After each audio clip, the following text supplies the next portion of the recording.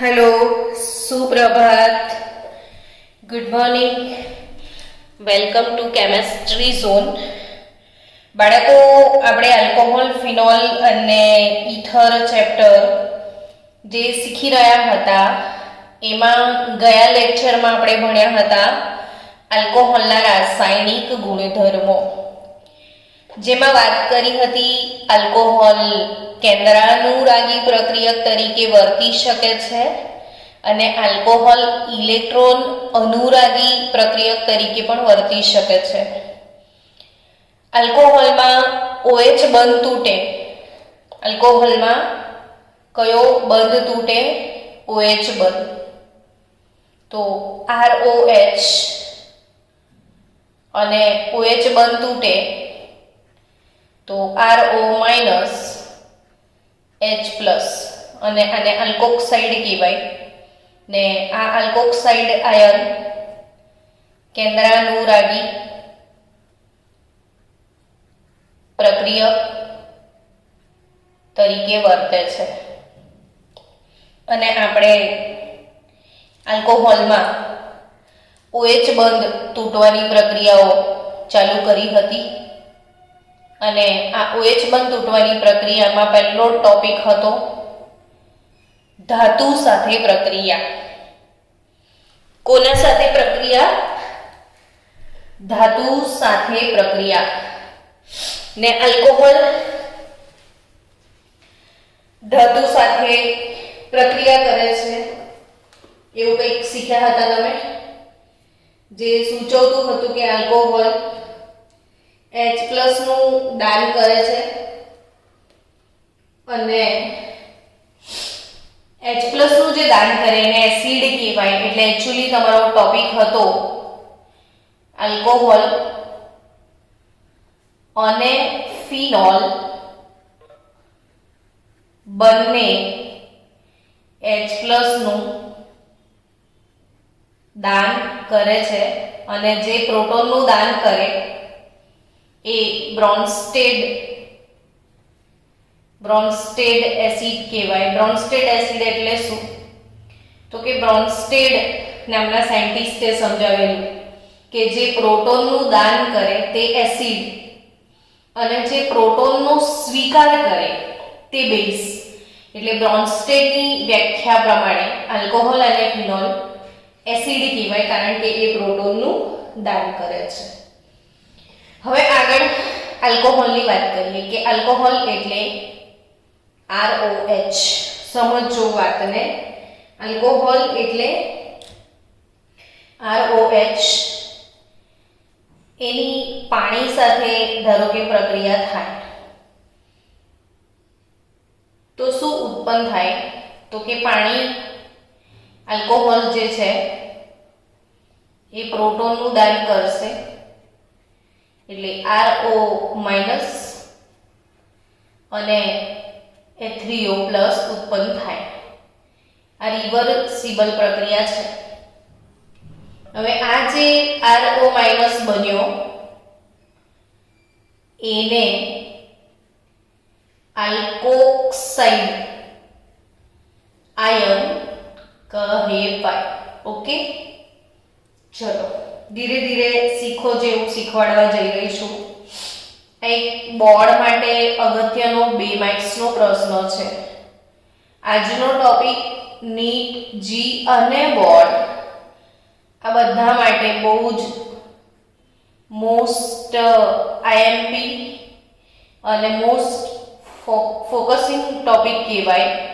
એટલે બાળકો નીટ, જી, બોર્ડ લેવલે ધ્યાન આપજો. આલ્કોહોલ પ્રોટોનનું દાન કરે છે, તેવી જ રીતે ફિનોલની વાત કરીએ. જો ફિનોલના દ્રાવણમાં પાણી ઉમેરવામાં આવે તો એ શું કરે? તો કે ફિનોલમાં જો તમે H2O ઉમેરો તો ફિનોલ પણ આ પ્રોટોનનું દાન કરી દેશે. એટલે તમને શું મળશે? તો કે ઓક્સિજન પર ઓલરેડી 2 ઇલેક્ટ્રોન યુગ્મ હતા હવે આ બંધના ઇલેક્ટ્રોન યુગ્મ પણ ઓક્સિજન જ લઈ લે ને, જે વધારે વિદ્યુત ઋણીય હોય એ લઈ લે, એટલે આ ફક્ત H+ ઇલેક્ટ્રોન વગર અહીં આવે છે, એટલે H3O+ નું નિર્માણ થાય ને આ જે આયન પેદા થયો એને કહેવાય ફિનોક્સાઇડ આયન. હવે એક ઇમ્પોર્ટન્ટ વાત, આ વિડીયોને તમે શું કરજો બચ્ચાઓ, 2 થી 3 વાર સતત જોઈ નાખજો અને એક એક શબ્દ છે ને એને આંખ બંધ કરીને ધ્યાનથી સાંભળજો. એક વખત આમ જોઈ લેજો આખો વિડીયો, બીજી વાર જ્યારે સાંભળો ને ત્યારે ઇયરફોન નાખીને આંખ બંધ કરીને ફક્ત સાંભળજો, એટલે સાંભળવાથી ઘણા બધા કન્સેપ્ટ ક્લિયર થશે. આ દ્રાવણમાં, જલીય દ્રાવણમાં જો આ બંનેના જલીય દ્રાવણમાં શું છે તો કે H3O+ આયન છે. તમને ખ્યાલ હશે, જો જલીય દ્રાવણમાં H3O+ હોય તો દ્રાવણ કેવું કહેવાય? એસિડિક. ને જલીય દ્રાવણમાં જો OH- હોય ને તો દ્રાવણ કેવું કહેવાય? બેઝિક. જેમ કે એક સિમ્પલ વાત કરીએ કે ભાઈ અમોનિયા છે NH3, તમે એમોનિયાના દ્રાવણમાં પાણી નાખશો તો શું બનશે? તો કે NH4+ બનશે. અહીંયા જો આ લોકોએ પ્રોટોનનું પાણીને દાન કર્યું છે, આ પ્રોટોનનું દાન નહીં કરે, એ પ્રોટોનનો સ્વીકાર કરશે, એટલે આ શું થયો? બેઝ થયો કે નહીં? બ્રોન્સ્ટેડ બેઝ. અને પ્રોટોનનો સ્વીકાર કરે એટલે બચે શું? OH-. હવે સમજો કે આ દ્રાવણમાં શું વધ્યું? OH-. તો દ્રાવણમાં જો OH- હોય તો એ દ્રાવણ બેઝિક કહેવાય. એટલે આ એક કોમન વસ્તુ સમજો પહેલા કે જો દ્રાવણમાં H3O+ હોય, જલીય દ્રાવણમાં H3O+ હોય તો દ્રાવણ એસિડિક કહેવાય. પણ જો જલીય દ્રાવણમાં OH- હોય ને તો દ્રાવણ કેવું કહેવાય? બેઝિક કહેવાય. હવે H3O+ હોય તો H3O+ ની સાંદ્રતા ઊંચી હોય. જે દ્રાવણમાં H3O+ ની સાંદ્રતા ઊંચી હોય, વધારે હોય, તો એ વધુ એસિડિક, અને ઓછી હોય તો ઓછું એસિડિક. સમજ્યા કે નહીં? ફરી એકવાર શાંતિથી સાંભળો કે દ્રાવણમાં જો H3O+ ની સાંદ્રતા હોય તો દ્રાવણ એસિડિક છે. આ દ્રાવણમાં OH- છે તો આ દ્રાવણ બેઝિક છે, એટલે અમોનિયા બેઝિક છે, જ્યારે આલ્કોહોલ અને ફિનોલ એસિડિક છે. આટલું ક્લિયર થયું. હવે ક્વેશ્ચન એમ થાય કે આલ્કોહોલ અને ફિનોલ એસિડિક છે એ વાત બરાબર મેડમ, પણ આલ્કોહોલ અને ફિનોલની વચ્ચે કમ્પેરિઝન કરીએ તો આ બેમાં વધારે એસિડિક કોણ? આ પ્રશ્નો થશે તમને કે આલ્કોહોલ વધુ એસિડિક કે ફિનોલ વધુ એસિડિક? તો અહીંયા આન્સર આવશે ફિનોલ એ વધુ એસિડિક હોય છે. એટલે તમને અહીંયા 2 માર્કનો પ્રશ્ન જે પૂછાશે કે આલ્કોહોલ કરતા ફિનોલ વધારે એસિડિક છે, સમજાવો. આલ્કોહોલ કરતા ફિનોલ વધારે એસિડિક છે એનું કારણ શું છે સમજીએ. તો તમે એક શબ્દ તો એવું ચોક્કસ કહી શકો કે આલ્કોહોલ કરતા ફિનોલ વધારે એસિડિક છે, એનો અર્થ કે આના દ્રાવણમાં H3O+ ની સાંદ્રતા વધુ હશે આની કમ્પેરિઝનમાં. ક્લિયર ને? આલ્કોહોલમાં જેટલા H3O+ છે એના કરતા વધારે H3O+ ફિનોલમાં હશે, એટલે ફિનોલ વધારે એસિડિક છે. હવે એ પ્રશ્ન થાય કે કેમ? આમાં H3O+ વધારે છે. તો આ જ બધા નાઇસ ક્વેશ્ચનને આપણે ક્રેક કરીએ બચ્ચા લોગ કે શા માટે આલ્કોક્સાઇડ, આ જે આલ્કોક્સાઇડ આયન છે એ આલ્કોક્સાઇડ આયનમાં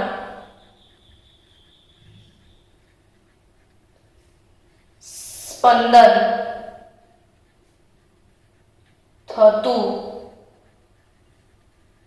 નથી. જ્યારે ફિનોક્સાઇડ આયનમાં સ્પંદન થાય છે, રેઝોનન્સ થાય છે. હવે રેઝોનન્સ કઈ રીતે થાય એ સમજીએ.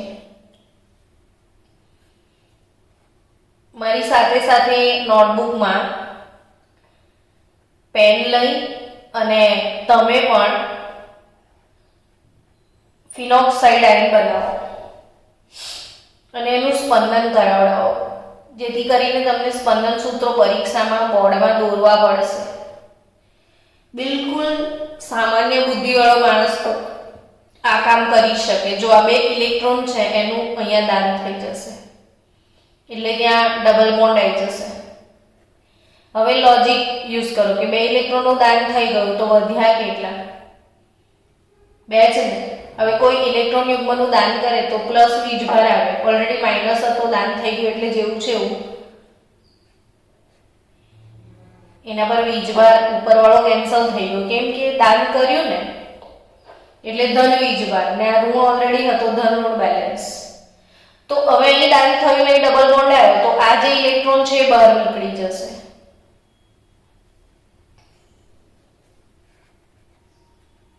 હવે એનું અહીંયા દાન કરો તો અહીં દાન થયું તો આ 2 ઇલેક્ટ્રોન અહીં નીકળી ગયા.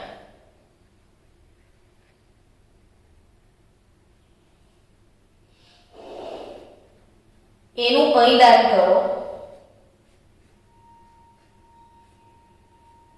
તો આ 2 ઇલેક્ટ્રોન યુગ્મ અહીં આગળ ફ્રી થઈ જશે અને ફરીથી દાન થશે અહીં આગળ. એટલે જે ફિનોક્સાઇડ હતો એવો ને એવો ફરીથી ફિનોક્સાઇડ મળશે, પણ કંઈક ડિફરન્સ આવી જશે. જો આખું આ રોટેશન પાઇબંધ વાળું ફરીને આમ આવી ગયું. હવે તમારો પ્રશ્ન કે ભાઈ સ્પંદન થવાથી શું પ્રોબ્લેમ શું આવે, ફાયદો શું થઈ જાય છે? તો કે સ્પંદન થવાથી શું ફાયદો થયો એ સમજાવું તમને. કે આલ્કોક્સાઇડમાં કોઈ સ્પંદન નથી થતું, આમાં સ્પંદન નથી થતું એટલે ઋણ વીજભાર જે છે એ ઓક્સિજનની ઉપર ફિક્સ થઈ જાય છે, સ્થાનીકૃત છે. ફિક્સ ચોંટેલો ફક્ત ને ફક્ત કોના પર રહેશે? ઓક્સિજન પર જ રહેશે, બીજા કોઈ પર વિસ્થાનીકૃત થતો નથી. એટલે એટલી બધી સ્થાયીતા ના આવે. અસ્થાયી તો ના કહેવાય, પણ આની સ્થાયીતા જે છે એ કેવી ગણાય? ઓછી ગણાય, ઓછો સ્થાયી છે. ઓછો સ્થાયી હોય ને એટલે સ્થિર ના બેસે, કઈ ને કઈ કરી આપે. અર્થાત કે એ ઓછો સ્થાયી છે અને આ વધુ સ્થાયી છે. હવે કોઈ પણ પ્રણાલી જે છે ને એ વધુ સ્થાયી તરફ જવાનું વલણ ધરાવે, ઓછા સ્થાયી તરફ ના જાય. એટલે ઓબ્વિયસલી આ શું કરશે? આ આલ્કોક્સાઇડ આયન આ જ H3O+ જોડે પ્રક્રિયા કરી અને વિરુદ્ધ દિશામાં ફરીથી આલ્કોહોલ તરફ જતો રહેશે. હવે ટૂંકમાં એને આની સાથે પ્રક્રિયા કરીને પાછો ગયો તો આની સાંદ્રતામાં શું થયું? ઘટાડો થયો કે નહીં? સમજો. ફરીથી બોલું છું. આલ્કોક્સાઇડ આયનમાં સ્પંદન થતું નથી એટલે આ જે ઋણ વીજભાર છે ઓક્સિજન પર સ્થાયી થઈ જાય છે, સ્થાનીકૃત છે. એટલે આલ્કોક્સાઇડ આયન અસ્થાયી થાય, ઓછો સ્થાયી થાય એટલે આના સાથે પ્રક્રિયા કરીને પાછો આ વધારે સ્થાયી આલ્કોહોલ તરફ જતો રહેશે. એટલે આ બને ખરો પણ પાછો રિવર્સ પ્રક્રિયા થાય ને રિવર્સ પ્રક્રિયા થવાના લીધે આ આની જોડે પ્રક્રિયા કરે તો આની સાંદ્રતામાં ધીરે ધીરે શું થઈ જાય? ઘટાડો થાય. જ્યારે આ જે છે આમાં સ્પંદન થયું એટલે ફિનોક્સાઇડ આયનમાં શું થશે? સ્પંદન થવાના કારણે જે ઋણ વીજભાર છે એ એકલો ઓક્સિજન પણ નથી રહેતો, ડીલોકલાઇઝ થાય છે. ઋણ વીજભાર જુદા જુદા સૂત્રો પ્રમાણે એ વિસ્થાનીકૃત કાર્બન પર વિસ્થાનીકૃત થાય છે. અહીં એમ ફર્યા કરે છે. એ વિસ્થાનીકૃત થવાના કારણે આ ફિનોક્સાઇડ આયનની જે સ્થાયીતા છે એ વધે છે. કારણ કે દુઃખ ખાલી ઓક્સિજન પણ નથી, તમામ પોતાના વહેંચી લે છે અને દુઃખ જ્યારે વહેંચાઈ જાય ને ત્યારે માણસ સ્થાયી થઈ જાય, એટલે સ્થાયીતા વધે. સ્પંદનના કારણે એમાં શું થાય? સ્થાયીતા વધે. પરિણામે શું થાય? જો સ્થાયી છે, આના કરતાં આ વધારે સ્થાયી હોય, આના કરતાં આ વધારે સ્થાયી હોય તો આનું આ બનવાનું વલણ વધી જાય. એટલે જાતે જાતે ફિનોલ એવું વિચારે કે હું ફિનોક્સાઇડ બની જાઉં તો મને વધારે સુખ મળશે, કારણ કે આ સ્થાયી છે. એટલે આ પોતે ઝડપથી આ આયનમાં રૂપાંતર થાય છે, એટલે એની સ્થાયીતા વધે છે. તેથી આલ્કોહોલનું સ્વયં આયનીકરણ વધે, ને આયનીકરણ વધે તો દ્રાવણમાં H3O+ ની જે સાંદ્રતા છે એ વધે, ને H3O+ ની સાંદ્રતા વધે તો એસિડિક પ્રબળતા વધે. એટલે આલ્કોહોલ કરતા ફિનોલ એસિડિક છે. બીજું એક કારણ તમને સમજાવું કે આ જે આલ્કોહોલ છે અને ફિનોલ છે એમાં આ બંને કાર્બનમાં સંકરણમાં તફાવત છે. અહીંયા જે કાર્બન હશે ને એ sp3 સંકૃત હશે, જ્યારે આ વાળો કાર્બન sp2 સંકૃત કાર્બન છે. શું સમજી રહ્યા છો? કાર્બન આ sp3 સંકૃત sp2. હવે sp3 નો મતલબ એક s અને 3 p, કુલ 4 કક્ષક બને. એટલે s લક્ષણ 1/4 હોય. ટોટલ 4 માંથી એક s છે એટલે 1/4, એટલે 25% આમાં s કેરેક્ટર છે. જ્યારે sp2 એટલે એક s અને 2 p, કુલ 3, એટલે આનો ભાગ 1/3 એટલે 33% આમાં s લક્ષણ છે. આમાં 25% s લક્ષણ હોય, આમાં 33%. એટલે ફરી તમને પ્રશ્ન થાય કે s લક્ષણ ને એને શું લેવા દેવા? તો લેવા દેવા છે ને. જો s લક્ષણ વધે તો કાર્બનની વિદ્યુત ઋણતા વધે. ફરીથી એકવાર, s લક્ષણ વધે તો શું વધે? કાર્બનની વિદ્યુત ઋણતા વધે બચ્ચાઓ. અને જો કાર્બનની વિદ્યુત ઋણતા વધે ને, કાર્બનની શું વધે? વિદ્યુત ઋણતા. તો વિદ્યુત ઋણતા એટલે શું? તો કે ઇલેક્ટ્રોનને ખેંચવાની તાકાત. એટલે આ વાળો કાર્બન એ આ વાળા ઇલેક્ટ્રોનને પોતાની તરફ ખેંચે છે. C O અને H. સમજો વાતને કે કાર્બનની વિદ્યુત ઋણતા વધારે છે એટલે ઇલેક્ટ્રોનને એ પોતાની તરફ ખેંચવાનો પ્રયત્ન કરશે. આમાં જે ઇલેક્ટ્રોન છે એને કાર્બન પોતાની તરફ ખેંચે છે. હવે પોતાની તરફ ખેંચે એટલે ઓક્સિજનને ખોટ પડે, એટલે ઓક્સિજન હાઇડ્રોજનના ઇલેક્ટ્રોનને પોતાની તરફ ખેંચવા લાગે. આ કાર્બન અહીંથી ઇલેક્ટ્રોન ખેંચે છે તો ઓક્સિજન અહીંથી ખેંચશે તો આ હાઇડ્રોજન જલ્દીથી છૂટો પડી જશે. એટલે અહીં એક અગત્યની વાત કે આ કાર્બનનું સંકરણ sp3, આ કાર્બનનું સંકરણ sp2. આમાં s લક્ષણ 25%, આમાં s લક્ષણ 33%. s લક્ષણ વધે તો કાર્બનની વિદ્યુત ઋણતા વધે. વિદ્યુત ઋણતા વધે તો કાર્બન ઇલેક્ટ્રોન યુગ્મને પોતાની તરફ ખેંચે. આ પોતાની તરફ ખેંચે એટલે ઓક્સિજન અહીંથી પોતાની તરફ ખેંચે છે અને ત્યાંથી પોતાની તરફ ખેંચે એટલે ઓબ્વિયસલી બાળકો આયનીકરણ, સ્વ આયનીકરણમાં વધારો થાય. એટલે અલ્ટિમેટલી આપણે આટલી બધી જે માથાકૂટ કરી એ માથાકૂટ પછી તમારે શું સમજવાનું છે કે આલ્કોહોલ અને ફિનોલ આ બંને એસિડિક છે, આલ્કોહોલ અને ફિનોલ આ બંને એસિડિક છે, પરંતુ એમાં ફિનોલ જે છે, ફિનોલ એ આલ્કોહોલ કરતા વધુ એસિડિક છે. હવે અહીંથી એમસીક્યુ પૂછાશે. હવે આલ્કોહોલને પાણીની કમ્પેરિઝન કરવી હોય તો કેવી રીતે કરશો? તો કે અહીંયા એક વસ્તુ યાદ રાખજો બહુ જ સારી રીતે કે આલ્કોહોલ એસિડિક છે પણ પાણી કરતા ઓછો એસિડિક છે. આલ્કોહોલ પાણી કરતા ઓછો એસિડિક છે.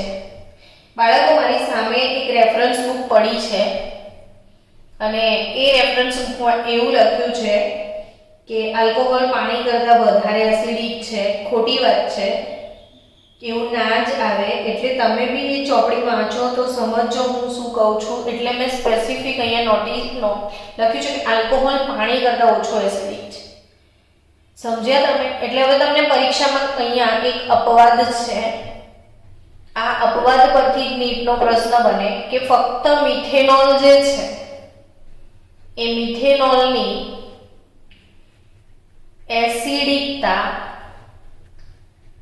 પાણી કરતા વધારે છે. મિથેનોલ એકલો પાણી કરતા વધારે એસિડિક, બાકીના બધા આલ્કોહોલ પાણી કરતા ઓછા એસિડિક છે, એવું ધ્યાનમાં રાખજો. સો આપણે એસિડિકતાનો ક્રમ, ધારો કે તમને પરીક્ષામાં પૂછે કે આ ફિનોલ, પછી એવું પૂછે કે મિથેનોલ, પછી એ સિવાયનો બીજો કોઈ પણ આલ્કોહોલ આવે, ચલો ઇથેનોલ અને પાણી, એને એસિડિકતાના ચડતા ક્રમમાં ગોઠવો કે ઉતરતા ક્રમમાં ગોઠવો. ચલો આપણે ઉતરતા ક્રમમાં ગોઠવીએ. તો ઉતરતા ક્રમમાં આ બધામાં સૌથી વધારે એસિડિક કોણ છે એ યાદ રાખવાનું છે, ફિનોલ. તો ફિનોલ સૌથી વધારે એસિડિક આવે, આપણે લખવું પડશે. સૌથી વધારે એસિડિક કોણ આવશે? ફિનોલ. ફિનોલ પછી આલ્કોહોલ આવવાના છે, પણ આલ્કોહોલમાં મિથેનોલ આવશે કે ઇથેનોલ આવશે? તો કે મિથેનોલ. મિથેનોલની એસિડિકતા પાણી કરતાં વધારે છે. પછી પાણી આવશે ને પછી ઇથેનોલ આવશે. એટલે બાકીના બધા આલ્કોહોલની એસિડિકતા પાણી કરતાં ઓછી છે, સિવાય કે મિથેનોલ પાણી કરતાં વધારે એસિડિક છે. ચલો, તો આ એક ક્રમ ભૂલ્યા વગર અહીંથી આ જ ચાર પદાર્થો વધારે પૂછાય છે. સો અહીં એક તમારે નીટનો એમસીક્યુ બને છે, પાણી કરતાં મિથેનોલની એસિડિકતા વધારે છે. એક અપવાદ તમારે અહીંયા યાદ રાખવાનો છે. એનીવે, હવે હજી પણ આગળ એસિડિકતા વાળો ટોપિક જ ચાલવાનો છે. આ કંઈ નાનો ટોપિક નથી, એસિડિકતા મોટો ટોપિક છે અને આ બધા એમસીક્યુ માટેના બહુ અગત્યના ટોપિક છે એટલે મારે એને સમય આપવો બહુ જરૂરી છે. સ્ટુડન્ટ, બીજી એક વાત તમને અહીંયા સમજાવી દઉં કે કોઈ એસિડ હોય, ધારો કે ચલો મારી પાસે કાર્બોક્સિલિક એસિડ છે ને હું એમાં પાણી નાખી દઉં છું, તો મને શું મળે? કાર્બોક્સિલેટ આયન અને H3O+ આ આયનીકરણ આ રીતે થશે. હવે આ જે પ્રક્રિયા છે એ પ્રતિવર્તી પ્રક્રિયા છે, આમ ને આમ બંને રીતે થાય. તો આ પ્રક્રિયાનો સંતુલન અચળાંક K લખવો હોય તો શું લખશો? આ પ્રક્રિયાનો શું લખવાનો છે?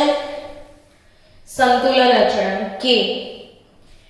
તો K સંતુલન, ઇક્વિલિબ્રિયમ. K ઇક્વિલિબ્રિયમ કેવી રીતે લખાય?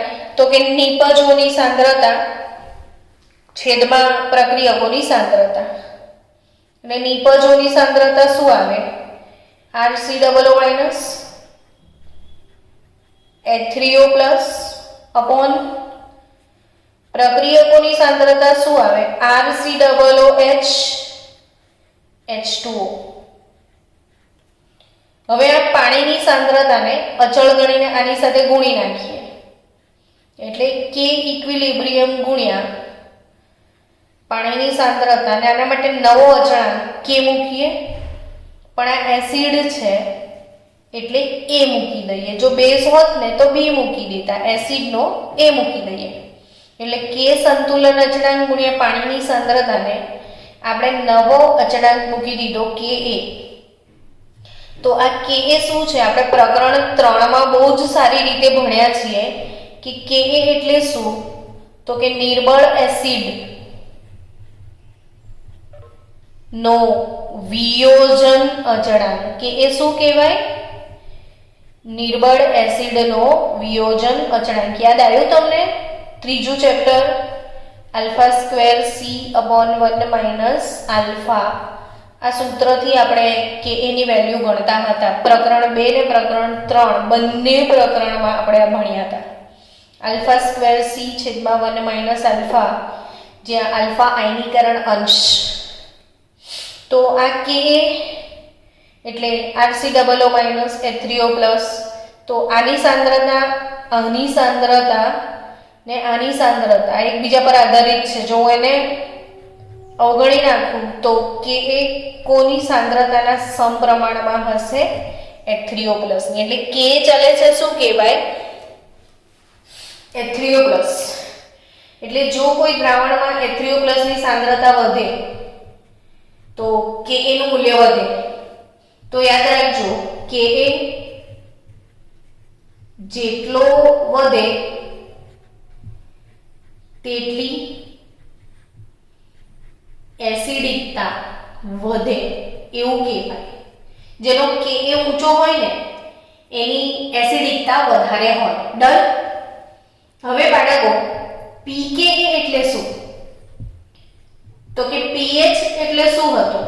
તો કે pH એટલે માઇનસ લોગ H3O પ્લસ ને આપણે pH કહેતા હતા. Minus log H3O plus. H3O plus ની સાંદ્રતાનો ઋણ લઘુગુણક એટલે pH. તો અહીંયા minus log Ka, minus log Ka એટલે pK. હવે આ Ka અને pKa વચ્ચે માઇનસ સાઇન છે. Ka અને pKa વચ્ચે માઇનસ સાઇન છે એટલે Ka નું મૂલ્ય વધે ને તો pKa નું મૂલ્ય ઘટે જ.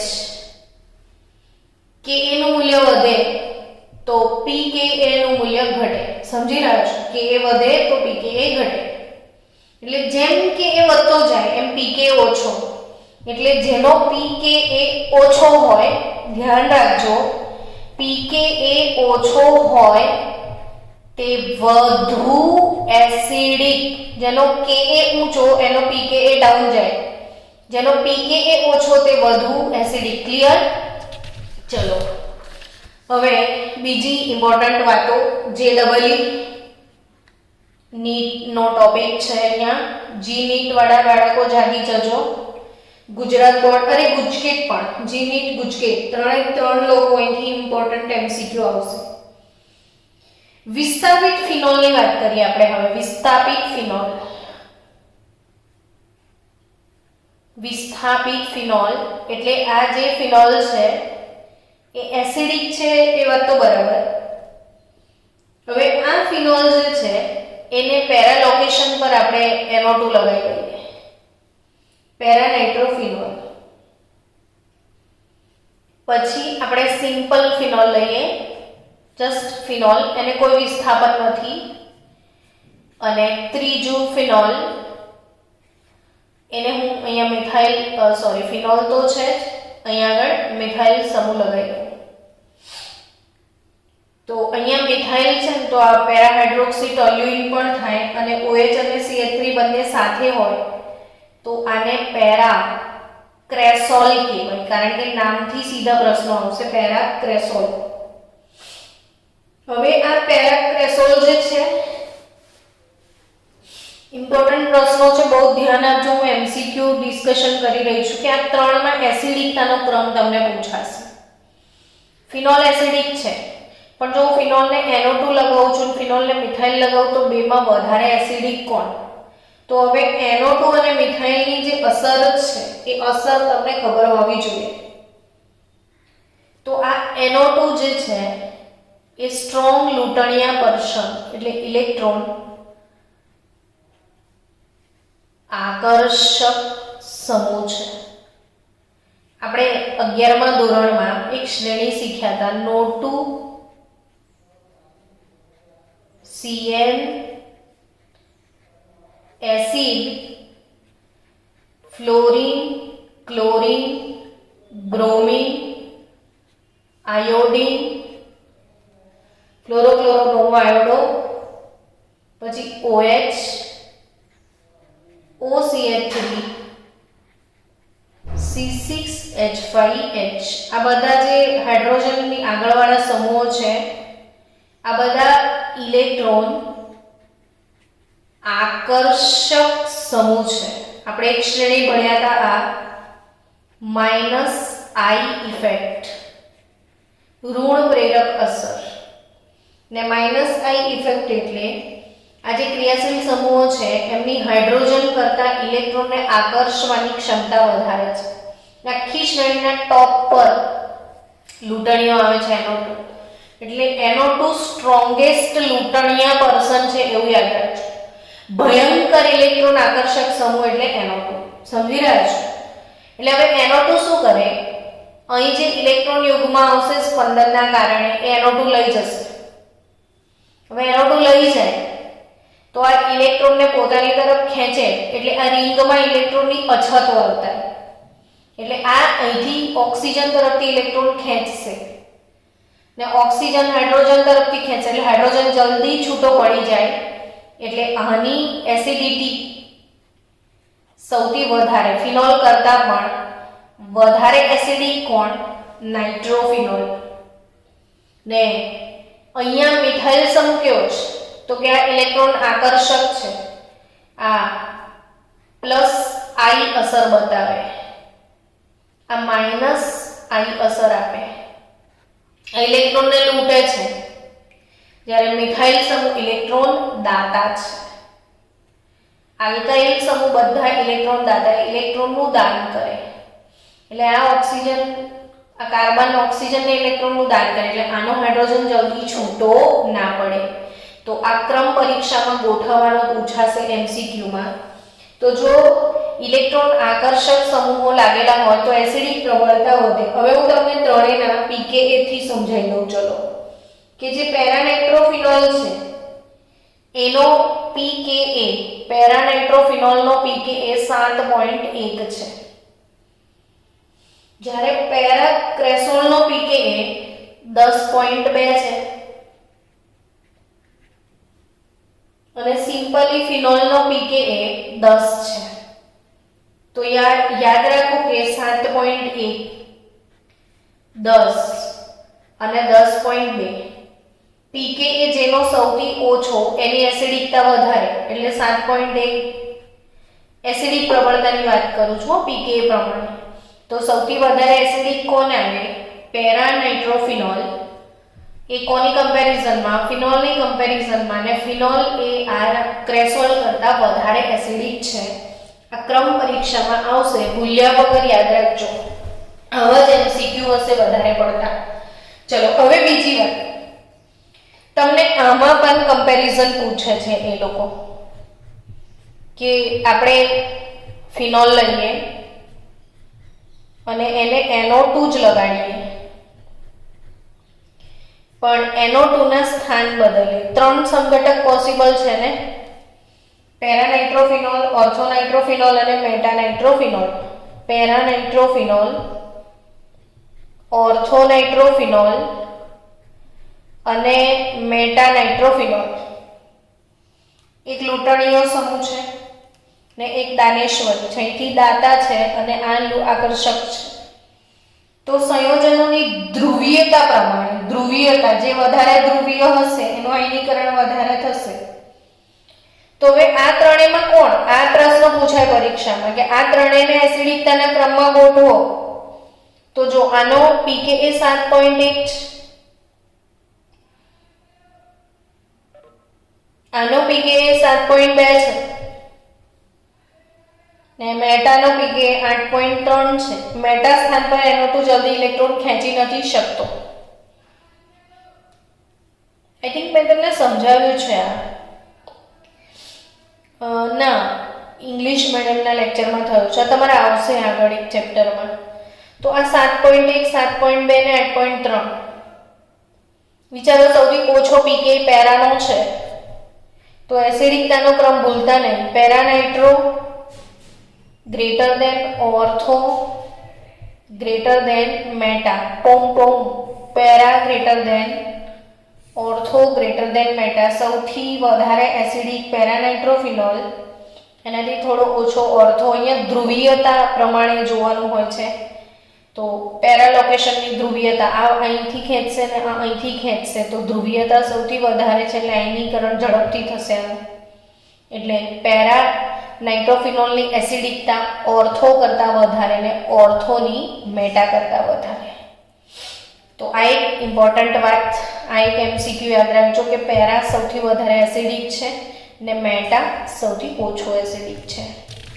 પછી આ એક ક્રમ યાદ રાખજો. આજે આપણે MCQ અને નીટની ચર્ચા કરી લઈએ.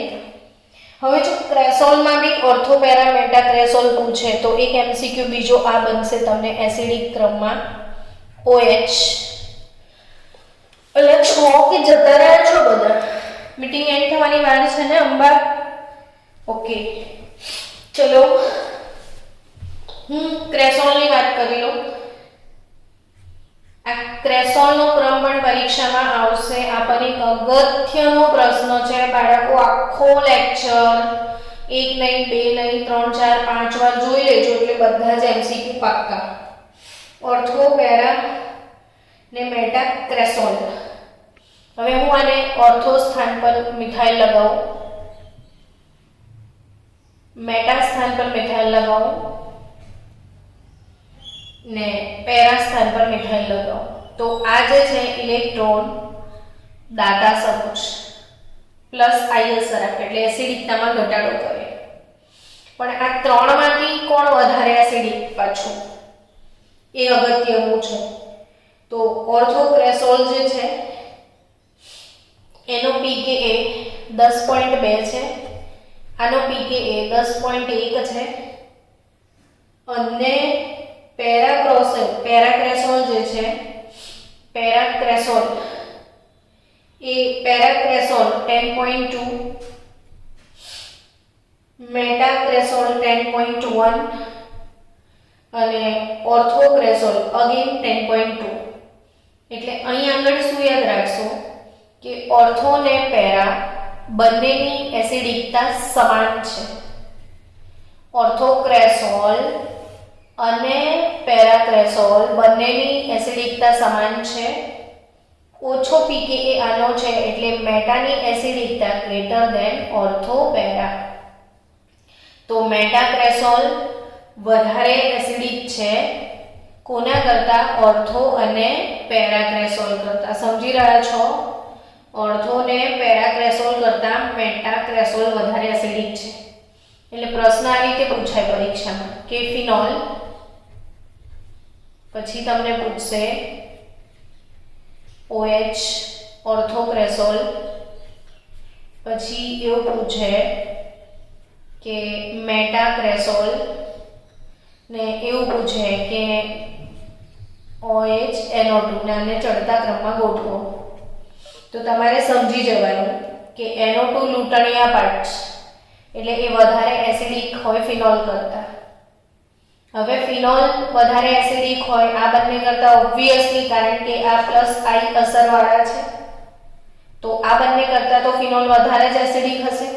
પણ અહીંયા તમને પ્રશ્ન આપ્યો છે કે ઓર્થો ને મેટા બેવ આપ્યા છે તો હવે કોણ વધારે એસિડિક એ તમારે કન્ફ્યુઝન ક્લિયર થશે.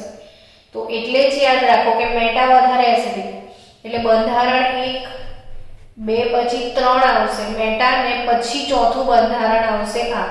એટલે 1 greater than 2 greater than 3 greater than 4 આ પ્રમાણે નાઇટ્રો, પછી ફિનોલ, પછી મેટાક્રેસોલ ને પછી ઓર્થોક્રેસોલ આવશે.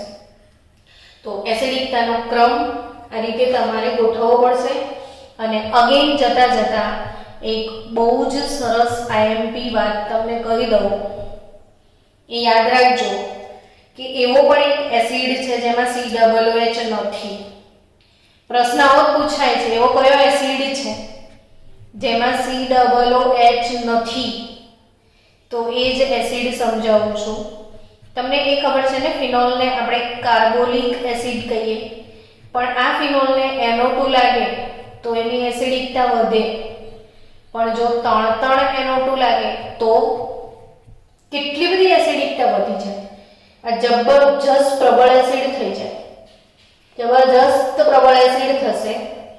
એટલે અહીં પાક્કું યાદ રાખજો, બહુ જ ઇમ્પોર્ટન્ટ વાત છે, બહુ જ ઇમ્પોર્ટન્ટ વાત છે. યાદ રાખજો કે આ જે એસિડિક પ્રબળતા છે એમાં 3 NO2 હોવાના લીધે આ ભયંકર એસિડિક થાય છે. આને પિક્રિક એસિડ કહેવાય છે. કયો એસિડ છે? Picric acid. પ્રશ્ન બોર્ડમાં પૂછાયેલો છે, નીટમાં પૂછાયેલો છે. એવો એસિડ જેમાં COOH સમૂહ નથી, આમાં કોઈ કાર્બોક્સિલિક એસિડ સમૂહ નથી, ફિનોલ છે, બટ 3 NO2 લાગવાના કારણે આની એસિડિકતા બહુ જ વધી જાય છે, અને આ એસિડ એટલે picric acid. 2,4,6 try nitro phenol એટલે કયો એસિડ? Picric acid. તો આ પિક્રિક એસિડ છે. અને ઇમ્પોર્ટન્ટ વાતો ફિનોલ, ઇમ્પોર્ટન્ટ વાતો મેં તમને કહી દીધી છે, અને એમાંથી બી હજી પણ કાલે હું લેક્ચર શરૂ કરીશ, તો થોડા આઈએમપી MCQ સાથે તમને આગળ વધીશું. આપણે આગળ કાલે નવા ગુણધર્મો શીખવા જઈ રહ્યા છીએ. આના પછી તમને પાઠ્યપુસ્તકમાં એક કોયડો આપ્યો છે કે નીચે દર્શાવેલ સંયોજનોને તેમને એસિડિક પ્રબળતાના ચડતા ક્રમમાં ગોઠવો. તો હવે આપણે જે શીખવાડ્યું એ પ્રમાણે એ સંયોજનોને એસિડિક પ્રબળતાના ચડતા ક્રમમાં ગોઠવી અને મને કહેજો કે અમને આવડી ગયું એમ. તો તમે 11.4 પાઠ્યપુસ્તકનો કોયડો 11.4 હોમવર્કમાં સોલ્વ કરો. ચલો મળીએ કાલે.